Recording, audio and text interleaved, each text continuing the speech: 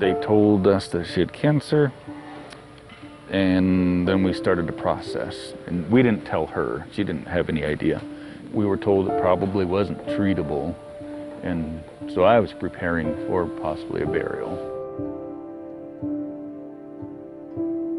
One day she came home and her foot was hurting, and so we went to the doctor, and they couldn't really find anything wrong. So we came home, hurting some more.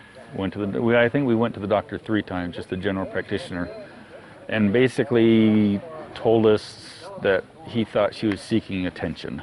During the MRI, that's when they saw that it was cancer. It was on accident. They didn't even mean to do it right there. They did it on the wrong side of my foot in the first place. Yeah. They treated me at first for different types because they didn't know what it was. Like I had AML and ALL, so they treated me for that. And then supposedly I'm an old man now, so. A month later, they figured out what it was, and it's a kind of cancer that very old, elderly men get. They basically did the most intensive chemo that they could do, period. She's in and out of the hospital. Sometimes she's staying, I think the first time he stayed for 4 or 5 months, just living there.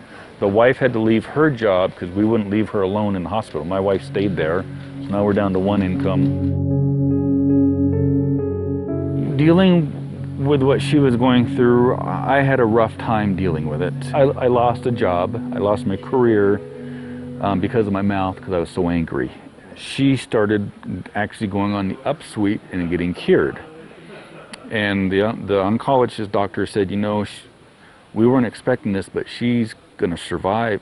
I'm from San Diego, I wanted to go back to San Diego. I just lost my job, so I got a job in LA. And I went.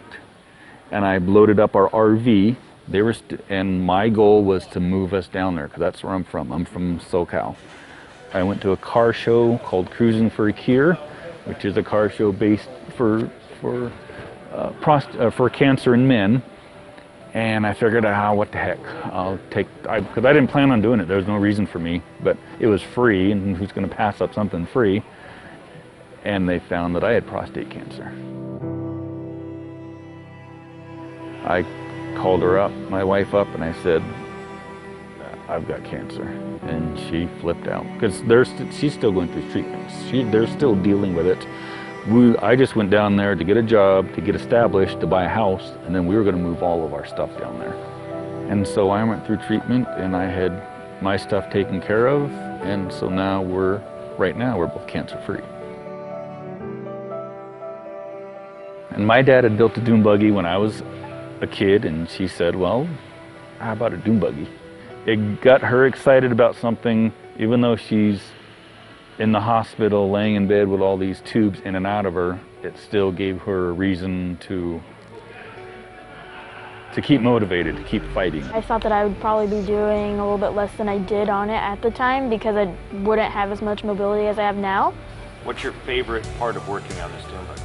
Painting it, getting to see all the metal flake. It's the make it or break it kind of thing. Like, you don't want to mess up on the painting, but then after all, it looked pretty good, I think. The hardest part, well, I guess I kind of helped along with my dad reshaping it, like making it smaller than it was before, like reshaping the nose of the buggy and stuff. Whenever we felt like going out there, and when we needed to get our mind off of it, we'd go do it. Here, a little bit here, a little bit there. There wasn't a goal, because when it's done, now what do we do? And so here we are. So it went from just a Volkswagen pan to what we have now. I'm ready to have her take over. Sidekick helper. I just do what I'm told.